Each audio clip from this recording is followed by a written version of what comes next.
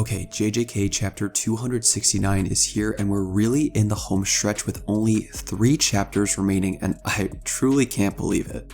But there is a whole lot to cover, so let's not waste any time and just jump into what exactly happens here in this week's chapter. This goes without saying, but there are going to be spoilers, so if you guys haven't read it, I suggest you click off now. So really randomly, the chapter opens up at a small candy store on a street corner, and it's none other than Mei Mei of all characters talking to the elderly shop owner. Then cutting over to the next panel, we see Maki yelling at Yuta, saying that things aren't all sunshine and rainbows just because he's back in his own body. And in the last chapter review, I speculated that this might be somebody like Gojo trash talking Yuta, but no, in this chapter we confirm that this is actually Maki yelling at the boy wonder Yuta himself. And as evidenced by this panel, we do see that Yuta is fine, and we learn a little bit more on how he was able to swap out of Gojo's body after Kenjaku's curse technique wore off here. But we then get an interjection from Megumi saying hi to Maki, and she asks how he's doing, with Megumi saying that he's a little foggy and is curious as to if this is the side effect of being hit with unlimited void. Of course, feeling bad and guilty that Sukuna took over his body and he basically wreaked havoc on this whole group, Megumi wanted to properly apologize to everybody,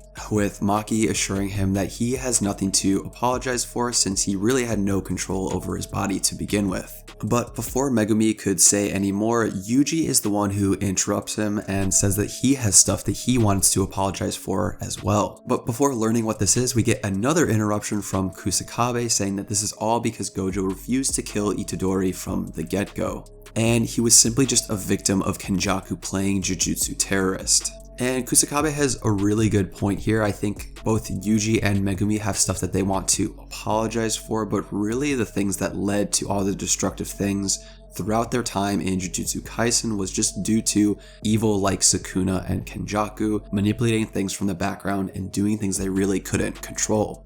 Kusakabe then says that he was firmly in the pro-execution camp, but you have Principal Yaga to thank for being here, saying further that he doesn't particularly think that either side was in the wrong, but everyone had their truth and those truths led us to where they are now. He says that you kids shouldn't feel the least bit guilty, you're all careless brats, feel free to act like it, us grown-ups are the ones to blame here. And this is really cool to see from Kusakabe because we know that he's one of the last bastions of basically the old Jujutsu members. As we know, characters like Nanami and Gojo are no longer in the story.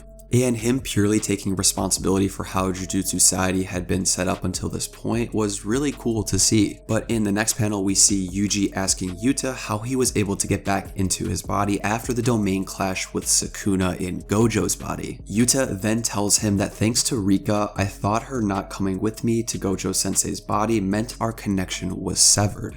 But in reality, after Shoko treated him, Rika was using reverse curse technique to consistently maintain his body. Still though, Yuta was sure that he was a goner once Kenjaku's technique burnt out in the domain. And if you guys remember in the previous chapters when Yuta was fighting Sukuna in Gojo's body, this is one of the things that they were really speculative on. They weren't sure what the effects of Yuta's copy would be with Kenjaku's innate body swapping technique. But basically, as this says, it confirms that the connection was still there and she was still maintaining his body, which led to him obviously surviving. Maybe then adds to the conversation that they consider this a slight miscalculation and that Kenjaku was living proof that the technique can operate after opening a domain, with Kusakabe then speculating that he was likely separating the multiple techniques intentionally through some kind of method like a barrier technique that we know he was so proficient in, adding on that someone who's used the technique for millennia would be more than prepared than somebody using a fresh copy. Yuta then states that after the technique recovered, I was in a state of suspended animation, but once I reconnected with my external storage being Rika, we eventually got back here, meaning his own body, and is just really sorry that he worried everybody. And I think it's so wholesome that they're all bowing to each other because I feel like everyone in this situation has something they need to apologize for, and it's like this group counseling session that they're all gathering here to just let all their feelings out, and I think it's just a really wholesome scene. But then Maki chimes in saying, who cares about that? elaborating that if Yuta had taken things more seriously, we would have won a hell of a lot easier, and that's the real problem. She then states 2 flaws in the group's plan that should have played out differently than how they actually did. She says that first, I should have led the surprise attack on Kenjaku instead of Yuta. The second is Higuruma's executioner sword plan. If they had used Inumaki's remote curse speech, they could have ended things super quickly, and Higuruma should have had the tape recorder on him to deliver this final blow to Sukuna. And then we get a little side note from Inumaki saying that curse speech can't be activated more than once simultaneously. Until the recording is played, the technique is considered in use, and as such, only one tape recorder is allowed. So basically this just means that they couldn't have multiple tape recorders or Inumaki using his curse speech while a tape recorder was playing. Toto then chimes in saying that Maki's wrong and she isn't a viable target for his boogie woogie, obviously due to her having 0 cursed energy. With him adding on that it's hard to say if Akotsu would have succeeded without his help, and not to mention that their power was necessary to stop the rampaging cursed spirits that Kenjaku was letting loose. Because again, Kenjaku had really close monitoring on all the boundaries within the culling game and would have sent someone as strong as Yuta crossing through them. So they needed Toto to transport Yuta as close as possible to Kenjaku in order to succeed in the first place. We then have Panda saying that Inumaki's curse speech only works because that timing made the reaction survivable. If they used it when Sukuna was feeling fine, Inumaki would have been killed by the feedback. With Inumaki saying salmon row, which I think he's agreeing with what Panda is saying here. And in the next panel, we get our boy Higuruma, so we find that he's okay and not killed like I thought for so many chapters. He says that Sukuna was just playing around and he was actually capable of killing him whenever he wanted to. Adding on that curse speech is easy to counter, and I'm the one who decided it was best to use it inside of Yuta's domain with no one else around to interfere. Since of course we know that there's no violence allowed in his domain expansion, that would have been impossible. With Higuruma simply just shocked that someone who's learned Jujutsu for only 2 months is alive and kicking after a fight with the literal strongest curse user in history, with Higuruma replying that this wasn't intentional. But at the end of the day, I think it's a testament to just how skilled this guy is and just how much of a prodigy he is at using Jujutsu. Maki, back at it again, says regardless if the backup from abroad had been there from the start, things might have been different, panning over to Miguel and LaRue, with everybody claiming that that's true. And I find this hilarious because these guys were enemies of Jujutsu High and everyone's sort of just ganging up on them and using them as the scapegoat in the situation. Yuta, kind of defending them here, tells Maki that they told me they weren't coming and he told her that this was a long shot and possibly not happening. Maki, getting right up in his face, said that they came anyways and Yuji has to basically come in and dissolve the situation. And in order to take the heat off of Yuta, Yuji says that Akotsu's cursed tools let him hide his fingers, but she responds that he could have just done that with gloves and he should just go to Home Depot. Trying to really fight for Yuta here, he tells her that Akotsu also hindered Sukuna's domain once he opened it a second time. But Maki, not budging, says that they could have ended that all before it even happened, so Yuta is really in the doghouse here with Maki. But then the goat Hikari chimes in saying that he thought being on standby inside Rika was pretty helpful and they didn't skip a beat jumping Sukuna after Gojo's defeat, and what's better is they got Arame away from him from the get-go. This was all due to Yuta Akotsu. So yeah, that's pretty cool. I didn't understand exactly how they were just able to instantly appear on the battlefield, of course after Gojo was defeated, but this chapter gives us confirmation that Rika was the storage vessel for all of them and they could basically enter and exit the battlefield super quickly because of her and Yuta. Toto says that there's a lot that he's responsible for too, like working with Mei Mei and preparing for Sukuna's domain, but still that wasn't enough to save his brother or Choso. Kirara asks him if it was just a range thing with how far his boogie woogie worked, but he clarifies in that it was more of an issue of Sukuna's immense cursed energy. It was way too thick in the eye of his domain and he wasn't able to distinguish their cursed energy. So just giving credence to how monstrous Sukuna's cursed energy was, Toto couldn't even tell or distinguish Yuji's cursed energy when he was inside the domain. So there was practically no way to save him. Ino then chimes in and says that he was in the eye too, but Wee Wee was about to whisk him out, so he's also one to blame, saying Choso should have been the one saved and not him. Yuji then going on to say that he would have died if that happened, so it's really nobody's fault. Maki then goes on to say that she's not trying to blame Yuta either. I mean, she got hit with 2 black flashes, which is absolutely crazy. But then she goes on to say, but he, and stops. and then going on to say, never mind, with Yuta having a curious expression on his face, and Inumaki and Panda are both giggling to themselves, which is a hint to Maki and Yuta being ones that are shipped together because she's just giving him a hard time and truly cares about him, and this is why she's all up in his business basically.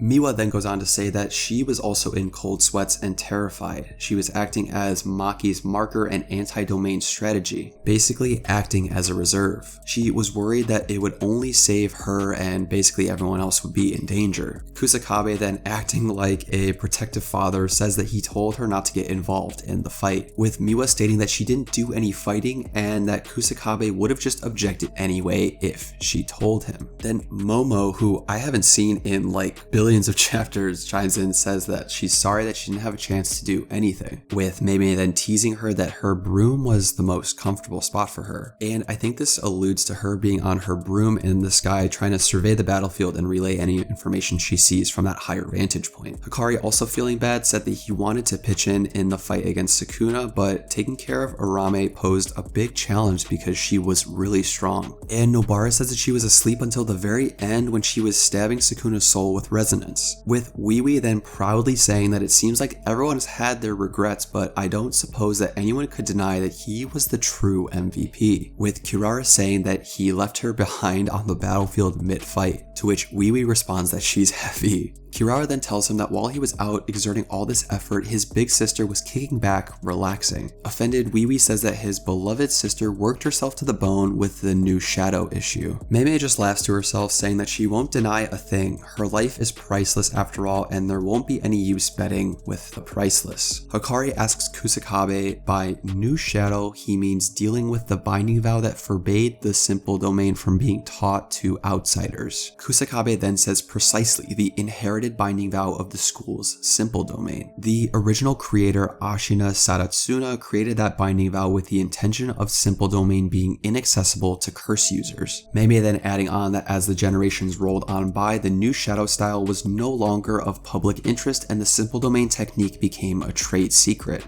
Mei Mei then clarifying that they essentially monopolize the technique, invite disciples, and have them undergo unnecessary binding vows, and the new shadow is a cornerstone for sorcerers without techniques. And we essentially get this long exposition from Mei Mei talking about what this inherited binding vow is. And in essence, she explains that it's a lot closer to a curse than a technique or binding vow. It's nigh unconfirmable, but apparently the head of the school, who's the one imposing this binding vow, absorbs the user's lifespans. And to be even more mysterious, no one really knows who the head of the school is, which is why there's no way to tell if the lifespan contract exists or how it functions. After all, she says there are grandpas and hags that lived long after even using it. And when the head of the school dies, the school's best disciples succeed them. However, they are the only ones made aware of it, which means we have no way of sussing that out. So in essence, there could be some person or forefather of this inherited binding vow out there in the world who's just basically immortal from taking all of this lifespan from people who have used the technique over the years. Kusakabe then says that only the head of school can render the binding vows null. And as far as he knows, there's no one amongst the best students of the school that know anything about this person. Mei Mei then chimes in and says that you mean there wasn't anyone,